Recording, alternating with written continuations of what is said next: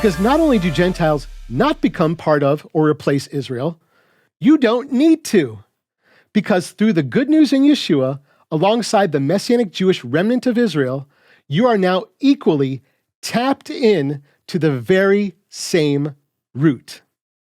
And this is exactly the point that Paul had previously made in his letter to the Romans in his metaphor of the olive tree. Just as he does in Ephesians 2, when he turns and directly speaks to the Gentile members of his audience, he does the same thing in Romans chapter 11. Let's take a look at it.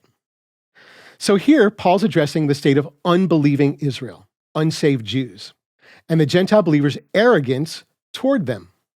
And using the metaphor of an olive tree, Paul says, beginning in verse 13, "But I speak to you, the Goyim, Gentiles, inasmuch then as I am indeed an emissary of Gentiles.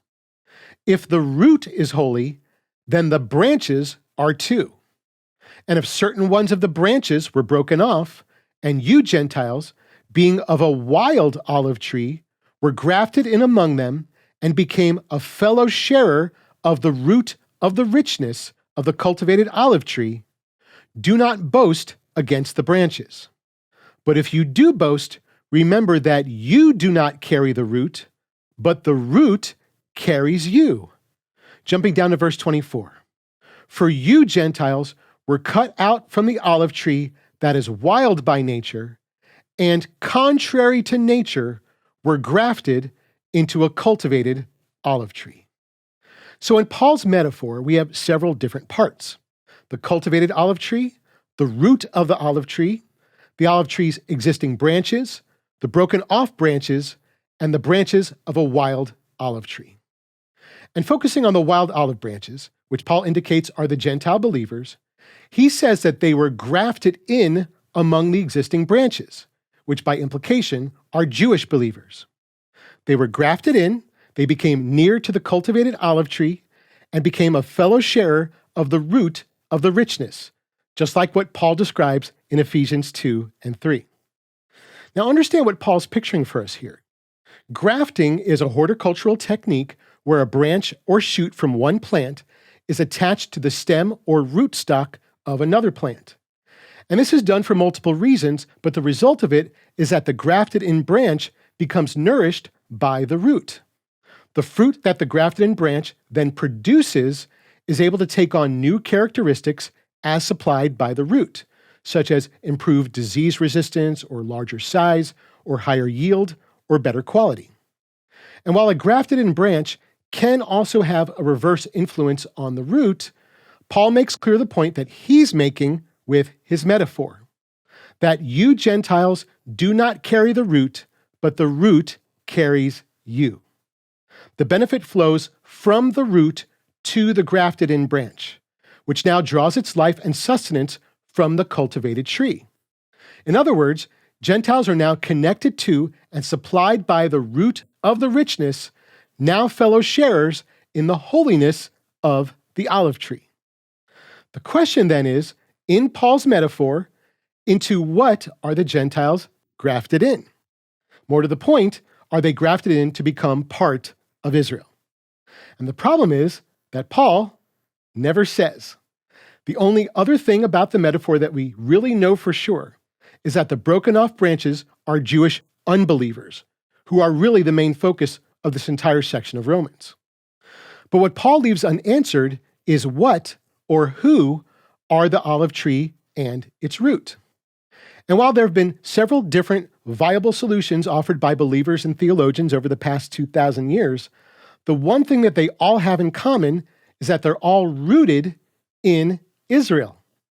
As Paul says of the Jewish unbelievers in the second half of verse 24, how much more will they who are according to nature, meaning Jews or Israel, be grafted into their own olive tree? So whatever the olive tree means to Paul, at the end of the day, it's definitely a Jewish tree with a Jewish root. And when we laser focus on this one aspect of the metaphor, and remember that's all this is, just a metaphor, so we have to be really careful not to read too much into it, it can appear to be inferring that Gentile believers are now part of Israel. But when we consider the entirety of the metaphor, as well as take into account what Paul taught about Gentiles in Ephesians, I think it's safe to say that whatever that Jewish root and olive tree are, all it's really indicating is that the nourishment of the root that Gentiles now rely upon is providing them direct access to Israel's citizenry, covenants, and Messiah. And that access comes through Israel. No longer far off, but through the blood of Messiah, Gentiles become near and are grafted in to the root of the richness that supplies a permanent, spiritual, covenantal connection to the people and promises of Israel. So with regard to Gentiles actually being Israel then, here's what we need to understand. Let's go back to the olive tree. While the fruit of a grafted-in branch will most certainly undergo a change as a result of the grafting, what it doesn't do is change the branch or its fruit into a different species contrary to nature. If you graft a lemon branch onto an orange tree, the grafted-in branch doesn't start producing oranges. And when you graft a wild olive branch onto a cultivated olive tree, the grafted-in branch just produces better, hardier, wild olives, not the same kind of olives as the cultivated tree. So while the wild olive branch is grafted in and shares in the nourishment and supply of the tree and its root, it still remains a wild olive.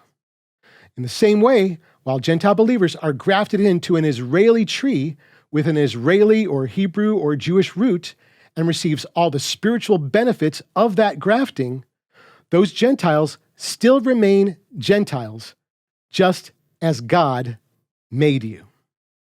You don't become spiritual Jews or spiritual Israel or true Jews or true Israel, because not only is that not what the Scripture says, but because you don't need to. Through Messiah, you have access to everything you need to be saved and close and connected to God.